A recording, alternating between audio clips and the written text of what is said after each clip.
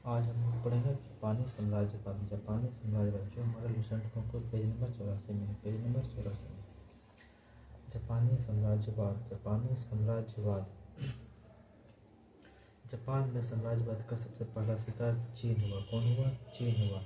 Japan के साम्राज्यवाद का सबसे पहला शिकार चीन हुआ। 1863 ईस्वी में एक अमेरिकी नाविक पेरी, कौन था? पेरी। 1863 में एक अमेरिकी नाविक पेरी ने बल प्रयोग कर जापान का द्वार अमेरिकी व्यापार के लिए खोला। क्वेश्चन पूछेगा कि जापान का द्वार अमेरिकी व्यापार के लिए किसने खोला? पेरी ने। कब खोला? 1863 में। 1863 में। अगला पॉइंट, जापान में आधुनिकीकरण की प्रक्रिया की शुरुआत मुत्सुहितो ने किया था। कौन किया था? मुत्सुहितो ने किया था। जापान में आधुनिकीकरण की प्रक्रिया की शुरुआत मुत्सुहितो ने किया था। 1872 में जापान में सैनिक का सेवा अनिवार्य कर दिया गया था। क्या कर दिया गया था? सैनिक सेवा अनिवार्य कर दिया गया था जापान में। जापान में सैनिक सेवा अनिवार्य कब किया गया था? 1872 में। अगला पॉइंट, 1905 में जापान ने रूस को हराया। जापान ने रूस को कब हराया? 1905 में। जापान ने रूस को कब हराया? 1905 में। जापान रूस युद्ध की समाप्ति 5 सितंबर 1905 को 5 सितंबर 1905 को पोर्ट्समाउथ की संधि के द्वारा हुआ था। कौन सा संधि हुआ था? पोर्ट्समाउथ की संधि के द्वारा हुई थी।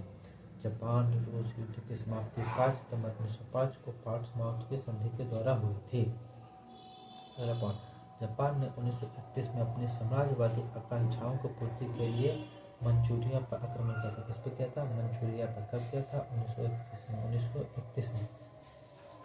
20 मार्च 1933 को जापान ने राष्ट्र संघ की सदस्यता त्यागी थी। राष्ट्र संघ की सदस्यता कब त्यागी? 20 मार्च 1933 को जापान ने राष्ट्र संघ की सदस्यता त्याग दी।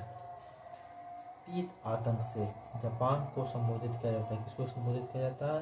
जापान को। पीत आतंक के नाम से किसको संबोधित किया जाता है? जापान को।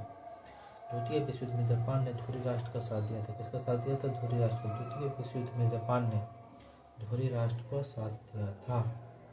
अमेरिका ने जापान पर पहला परमाणु बम 6 अगस्त 1945 को हिरोशिमा में गिराया था। कहाँ गिराया था? हिरोशिमा में। कब? 6 अगस्त 1945 में।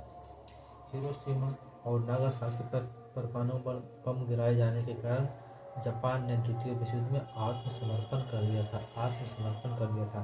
जब अमेरिका ने हिरोशिमा और नागासाकी पर परमाणु बम गिराया था तो जापान ने द्वितीय विश्व युद्ध में आत्मसमर्पण कर दिया था।